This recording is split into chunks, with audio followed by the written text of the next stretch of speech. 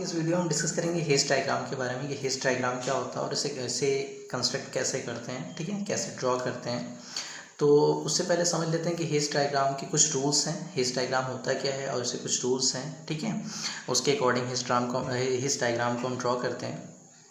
तो सबसे पहले समझ लेते हैं कि हेज डायग्राम क्या होता है। So it is a useful tool which completely describe the associated partial order. ठीक है, ये क्या है, एक बहुत ही यूजफुल टूल है जो क्या करता है, कम्प्लीटली डिस्क्राइब करता है किसको, एसोसिएटेड पार्शियल ऑर्डर को। Therefore it is also called an ordering diagram, इसलिए इसको हम ऑर्डरिंग डायग्राम के नाम से भी जानते हैं, ठीक है। So it is very easy to convert a directed graph of a relation N on a set A to an equivalent Hasse diagram. तो बहुत ही आसान होता है कि डायरेक्टेड ग्राफ को अगर हम हेज डायग्राम, मतलब अगर कोई डायरेक्टेड ग्राफ है, so it is very easy to convert a directed graph of a relation, यानी किसी रिलेशन का अगर डायरेक्टेड ग्राफ बना है, ठीक है, किसी सेट पर, सेट ए पर या किसी भी सेट पर, तो उसके इक्विवेलेंट में हेज डायग्राम को ड्रॉ करना। तो जब भी हम हेज डायग्राम को ड्रॉ करते हैं तो कुछ बातों का ध्यान रखना पड़ता है, कुछ रूल्स होते हैं हेज डायग्राम को ड्रॉ करने के। सो उससे हम डिस्कस कर लेते हैं पहले। So while drawing a Hasse diagram following points must be remembered. पहला पॉइंट क्या होता है कि the vertices in Hasse diagram are denoted by points rather than by circles, यानी कि जो वर्टिसेस होती हैं हेज डायग्राम में उसे हम सर्किल से ना डिनोट करके किससे डिनोट करते हैं, पॉइंट से डिनोट करते हैं, ठीक है।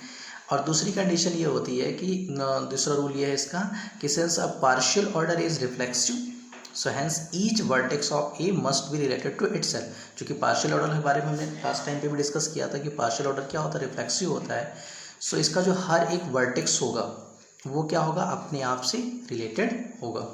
सो the edge from a vertex to itself are deleted in Hasse diagram. So हम क्या करेंगे, जो भी एज होंगे वर्टेक्स से, ठीक है, उसके इटसेल्फ का, उसे हम क्या कर देंगे, डिलीट कर देंगे, ठीक है, या रिमूव कर देंगे। थर्ड रूल ये है कि since a partial order is transitive, क्योंकि पार्शियल ऑर्डर ट्रांजिटिव भी होता है, ठीक है। So hence whenever a related to b, b related to c, so we get a related to c. So हमें पता है कि अगर ए का रिलेशन बी से है और बी का रिलेशन सी से है तो ए का रिलेशन सी से भी होगा, ठीक है। So eliminate all the edges that are implied by transitive property. तो उन सारे एजेस को हम क्या करते हैं, एलिमिनेट कर देते हैं, उन्हें भी हम डिलीट कर देते हैं जिन पर ट्रांजिटिव प्रॉपर्टी क्या होती है, अप्लाई होती है इन हेज डायग्राम, ठीक है। मतलब ये हुआ कि delete edge from a to c, ठीक है, क्योंकि ट्रांजिटिव प्रॉपर्टी को कौन शो कर रहा है, ए से सी शो कर रहा है, ठीक है। But retain other two edges, तो केवल ट्रांजिटिव प्रॉपर्टी को अप्लाई करने के बाद हमें जो भी एजेस मिलते हैं उन्हें हम डिलीट कर देते हैं, ठीक है। सो पहला पॉइंट क्या है कि जो वर्टिसेस होती हैं हेज डायग्राम में उन्हें हम पॉइंट से डिनोट करते हैं, ठीक है। दूसरा क्या है कि जो पार्शियल ऑर्डर होता है वो रिफ्लेक्सिव होता है, तो हर एक वर्टेक्स, जो उसका हर एक वर्टेक्स है किसी भी सेट का, सो उसका क्या होगा, खुद से रिलेशन होता है। सो उस एच को क्या करते हैं, जो भी वर्टेक्स से रिलेशन को शो करता है उसे हम क्या कर देते हैं, रिमूव कर देते हैं या फिर डिलीट कर देते हैं, ठीक है। और तीसरी कंडीशन क्या है कि जो पार्शियल ऑर्डर होता है वो ट्रांजिटिव होता है, तो जो भी एच ट्रांजिटिव प्रॉपर्टी को शो करता है, ठीक है, उसे भी हम क्या करते हैं, डिलीट कर देते हैं, रिमूव कर देते हैं, ठीक है। इसके बाद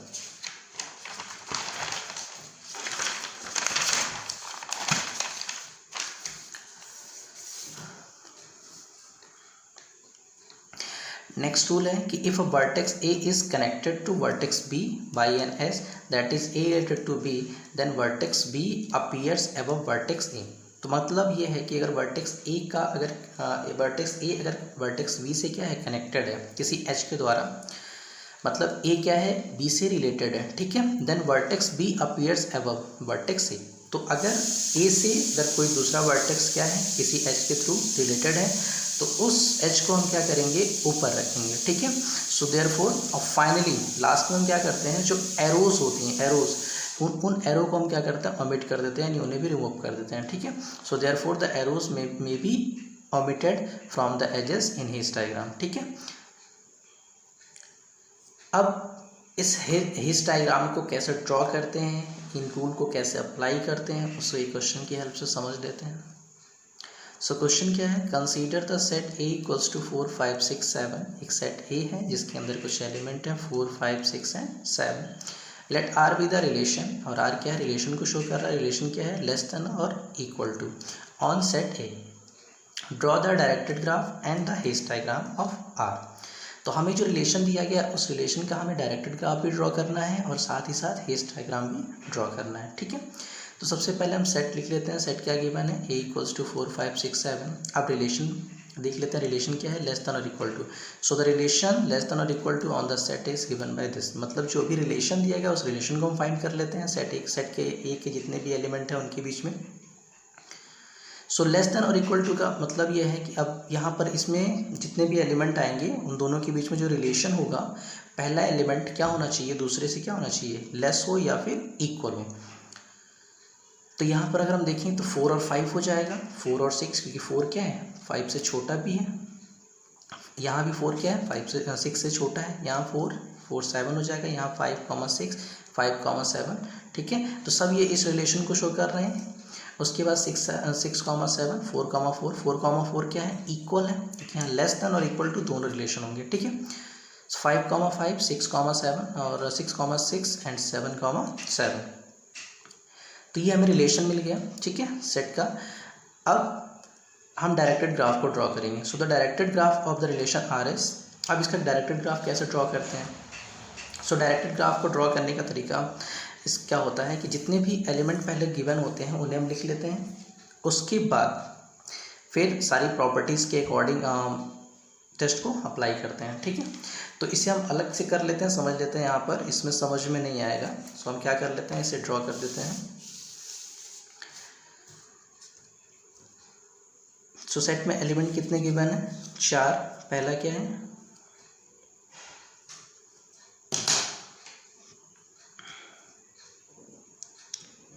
दूसरा 5 और तीसरा 6 और चौथा क्या है, 7। ठीक है, अब अगर हम ये देखें तो 4 का जो रिलेशन है वो किससे है, 4 का 5 से। सो 4 को 5 से शो कर देंगे। ठीक है, उसके बाद 4 का किससे है, 6 से है। 4 का किससे है, 6 से। तो ये क्या हो जाएगा, 4 2 6। ठीक है, उसके बाद 4 7। तो ये क्या आ जाएगा, 4 7।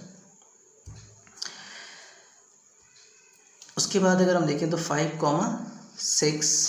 तो ये क्या हो जाएगा, 5 6। उसके बाद क्या है, 5 7। तो अब से 6 का रिलेशन किससे है, 7 से।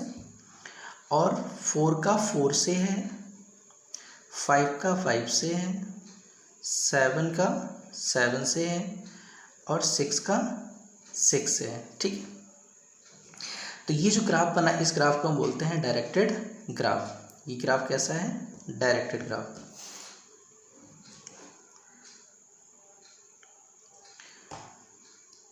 सॉरी, तो ये ग्राफ कैसा है, डायरेक्टेड ग्राफ है। अब इस डायरेक्टेड ग्राफ के अनुसार हमें क्या करना है, इस डायग्राम को भी ड्रॉ करना है। तो हिस्ट डायग्राम कैसे ड्रॉ करेंगे। सो हिस्ट डायग्राम्स के जो भी पॉइंट्स हमने पढ़े थे, जो भी रूल पढ़े थे, उसी के अकॉर्डिंग हम हिस्ट डायग्राम को ड्रॉ करते हैं। तो सबसे पहले हमें क्या करना होता है, आप रूल समझा देते हैं पहले इसके